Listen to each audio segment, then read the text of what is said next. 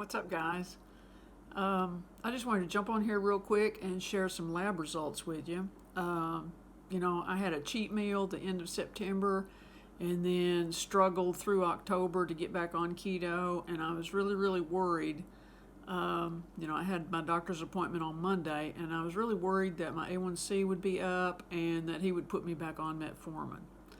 But anyway, I got good news. It actually improved. So let me just show you these results. So here it is, and he sent me a little note that all my labs are normal and that your hemoglobin A1c has actually improved, 5.5% now, despite the weight gain. No need for any changes at this time, other than try to get that weight back down. He just had to put that in there, didn't he? Let me know if you have any questions. So yeah, there's my hemoglobin A1c result. And then here is my basic metabolic panel. My sodium, potassium looks good. Chloride, glucose was 99. Blood urea nitrogen, BUN, that's checking my kidneys. And the creatinine also. And here's my D3 level.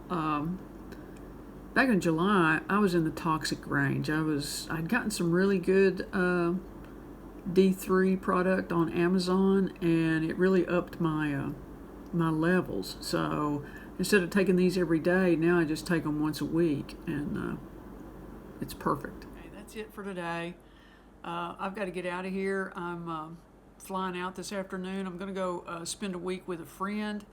But Lori at Lori Fluffy No Mo has tagged me in a couple of videos, and I'm working on those. I'm going to get those out, and I appreciate you, Lori. I feel as though she is gently trying to nudge me into making more videos.